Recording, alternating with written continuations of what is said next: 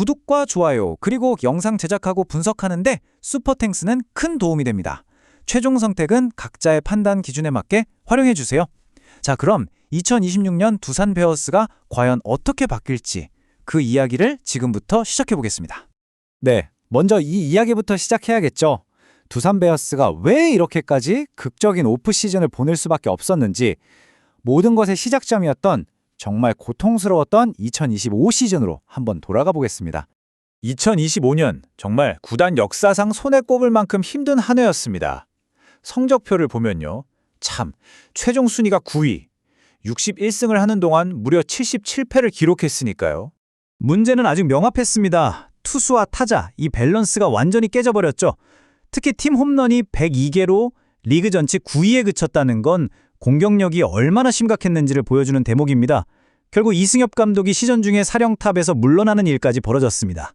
이 절체절명의 위기 속에서 두산이 꺼내든 카드는 바로 디테일 야구의 대가 김원영 감독이었습니다. 투수를 키워내는 능력이나 세밀한 경기 운영은 다들 아시잖아요. 그가 부임하면서 던진 첫 마디가 아주 단호했습니다. 모든 걸 0에서 다시 시작하겠습니다. 끝없는 경쟁만이 이기는 야구를 만듭니다. 바로 이 김원영 감독의 지휘 아래 베어스는 구단 역사상 가장 역동적인 겨울을 보냈습니다. 오늘 이 변화의 핵심들을 하나씩 아주 자세하게 짚어볼 텐데요. 먼저 팀의 중심축을 완전히 바꾼 라인업 혁명부터 시작해서 싹 다 물갈이된 외국인 선수단, 그리고 데이터와 코칭 스태프의 결합, 또 스프링 캠프에서 눈도장을 찍은 새로운 얼굴들과 무섭게 치고 올라오는 유망주들, 그리고 마지막으로 이 모든 조각이 맞춰졌을 때 2026 시즌을 어떻게 전망할 수 있을지 한번 살펴보겠습니다. 자, 첫 번째 파트입니다. 두산은 FA 시장에 뛰어들면서 아예 팀의 철학을 송두리째 바꿨습니다. 핵심은 바로 스피드와 수비, 이 두 가지를 중심으로 팀을 완전히 새로 만들기 시작한 거죠. 그 첫 번째 신호탄이 바로 리그 최고의 유격수 박찬호 영입이었습니다. 계약 규모로 보세요. 4년에 총액 80억 원. 이 숫자 하나만으로도 두산이 2026 시즌에 뭘 가장 중요하게 생각하는지 바로 답이 나오죠. 박찬호 선수의 합류 효과는 정말 대단했습니다. 단순히 김재호, 허경민 선수가 빠져나간 내야의 구멍을 메운 것 이상이었어요.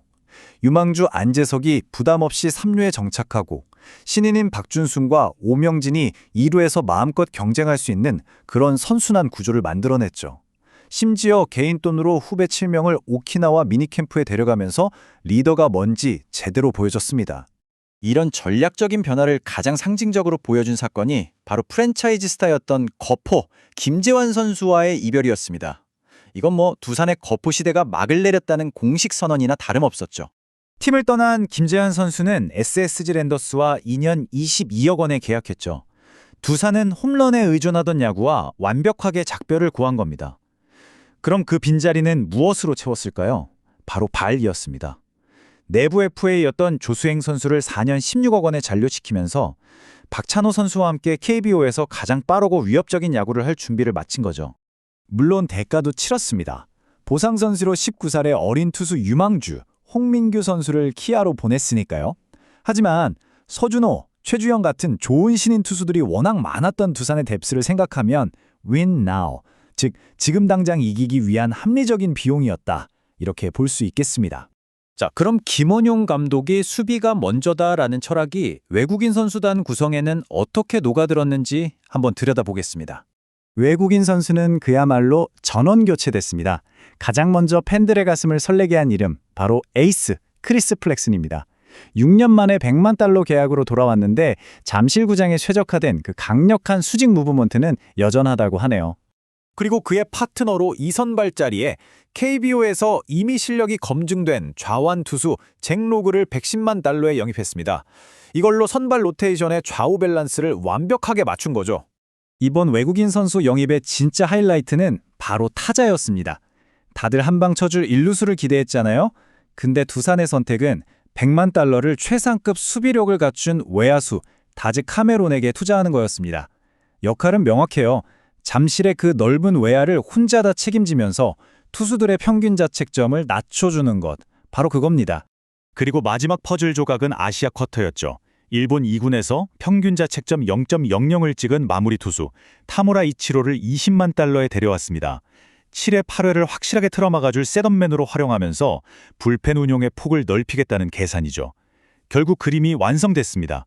강력한 선발진, 유연한 불펜, 그리고 이 모든 걸 든든하게 받쳐주는 철벽 같은 외야 수비. 이제 에이스 곽빈을 포함한 모든 투수들이 정말 마음 편하게 공을 던질 수 있는 환경이 만들어진 겁니다.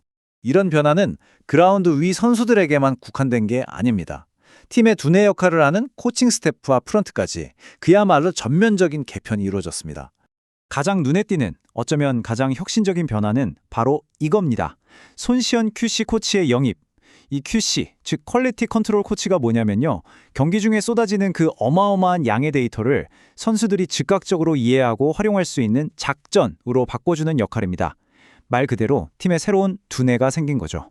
1군 코칭 스태프는 홍원기 수석 코치를 중심으로 정재훈, 가드겸, 이진영, 조정근, 손지환, 고토코지, 임재현, 조인성, 전종민, 조광희, 유종수 코치까지 투수, 타격, 주루, 배터리 등 각 분야의 전문가들이 빈틈없이 자리에서 전문성을 극대화했습니다.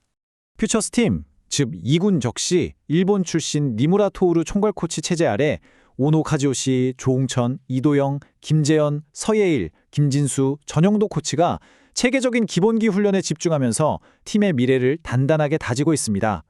훈련 파트에는 이덕현, 곽성욱, 권범준, 김용호 코치가 힘을 보태고요.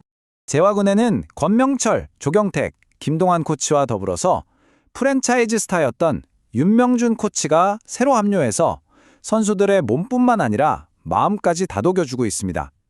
이 모든 파격적인 변화 뒤에는 부사장으로 승진한 김태룡 단장의 신속하고 과감한 지원이 있었기에 가능했던 일이죠. 자, 이렇게 탄탄하게 다져진 기반 위에서 팀의 미래를 이끌어갈 젊은 피들이 호주 시드니 스프링 캠프를 아주 뜨겁게 달구고 있다는 소식입니다. 먼저 포수 자리에서는 군복무를 마치고 돌아온 윤준호가 김기현, 류현중과 함께 양의지의 뒤를 이을 주전 포수 자리를 놓고 정말 치열하게 경쟁하고 있고요. 거포 유망주로 꼽혔던 임종성은 189cm, 90kg까지 몸을 키워서 3루수로 변신, 자신의 장타력을 극대화하고 있습니다.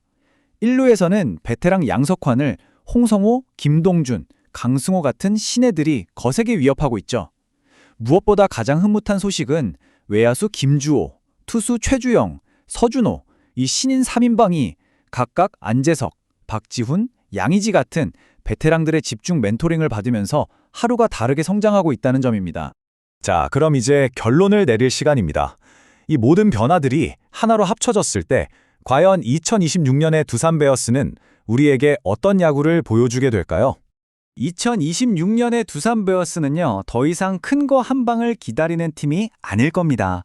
박찬호와 다지 카메론이 만드는 질식 수비, 조수행과 젊은 선수들이 보여줄 초토화 주루, 그리고 손시현 코치의 데이터가 만들어낼 정교한 시프트가 합쳐져서 상대팀에게 말 그대로 숨 막히는 9이닝을 선물할 겁니다. 여기에 돌아온 에이스 크리스 플렉센과 강력한 불펜 카드 타무라 이치로까지 가세했으니 완전히 새로워진 허슬투가 올 시를 KBO 리그의 판도를 뒤흔들 가장 강력한 태풍의 눈이 될 준비를 모두 마쳤다고 할 수 있겠습니다.